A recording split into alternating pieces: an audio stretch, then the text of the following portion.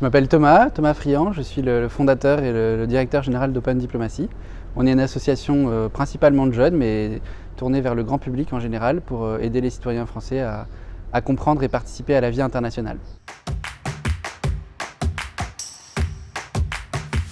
Open Diplomacy, on est une association française, donc à but non lucratif, comme beaucoup d'associations. Et notre objectif, il est d'aider les citoyens français à s'approprier l'actualité internationale pour ne pas subir la mondialisation, mais pouvoir influencer le cours de la planète et participer pleinement à la vie publique telle qu'elle existe aujourd'hui, c'est-à-dire une vie publique qui est certes nationale, mais qui a beaucoup de sujets qui dépassent les frontières. Donc pour ça, on s'occupe de proposer des conférences, d'offrir des publications qui permettent aux uns et aux autres de resituer leurs idées dans le contexte international, des manifestations sociales au Chili, à la répression démocratique à Hong Kong, de la façon dont la taxe WhatsApp au Liban a soulevé un grand mouvement social, ou alors de la façon dont les États-Unis sont à feu et à sang à cause de la discrimination raciale qui mine le pays. J'ai un message pour les jeunes.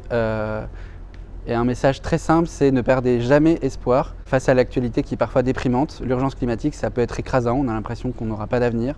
La mondialisation, on a l'impression que ça nous échappe parfois. La politique, c'est souvent décevant, c'est souvent effrayant, mais il n'y a rien de plus sain et de plus logique pour collectivement agir sur notre société, sur la façon dont on vit, dont on consomme, dont on produit, dont on élève nos enfants, dont on prend soin de notre santé. Et je pense que même si c'est parfois difficile de s'accrocher, il ne faut jamais perdre le fil. Ce week-end, on va élire nos maires dans un contexte extrêmement particulier. On vient de vivre une crise, on est d'ailleurs encore dans une crise sanitaire extrêmement lourde qui nous a empêchés de vivre correctement notre processus démocratique habituel.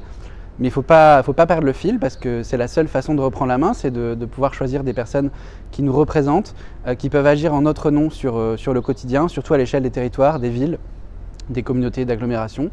Et c'est particulièrement important pour les jeunes, parce que évidemment les villes sont déjà la première échelle à laquelle on peut agir sur l'urgence climatique. Il faut savoir que les villes, c'est 75% des émissions de gaz à effet de serre. Donc si les maires prennent le pouvoir écologique, on peut changer vraiment la donne. Et c'est hyper important sur les transports, sur la restauration scolaire, sur la restauration collective par exemple. Et aussi parce que l'urgence sociale, on la voit en ce moment avec la crise du coronavirus, ça va beaucoup frapper les jeunes. On en a parlé beaucoup de la génération sacrifiée, des élèves, des enfants qui n'ont pas pu aller à l'école et qui ont subi parfois des violences parce qu'ils étaient confinés dans leur famille et que ça pouvait être douloureux. La vie municipale compte, elle peut débloquer des situations, elle peut permettre un retour à la normale rapide. Et donc il est important de se saisir à plein de cette opportunité démocratique qui s'offre à nous. J'ai un mot pour tous ces jeunes, et je me mets dedans parce que j'ai que 32 ans, donc je fais partie de cette génération, c'est prenez le pouvoir. De la bonne manière, c'est-à-dire prendre le pouvoir, ça commence par bien s'informer, éviter de se nourrir d'informations manipulatoires, de désinformations un peu douteuses.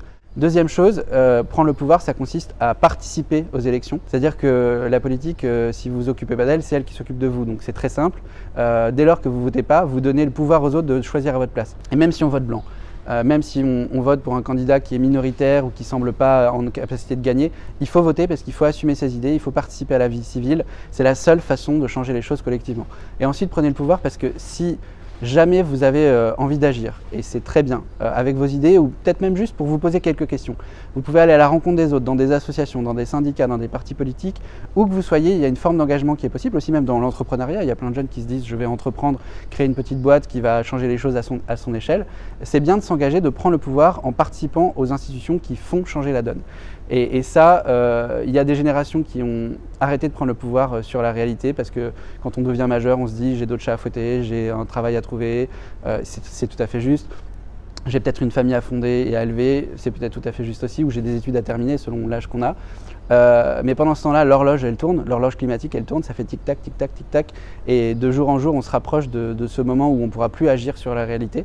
Et quand une génération décide d'arrêter de prendre le pouvoir, un régime autoritaire peut très vite s'installer. On est loin de ça en France, parce qu'on a des institutions démocratiques extrêmement fortes, mais à aucun moment, quand la jeunesse se désintéresse de la chose publique, ça peut continuer correctement.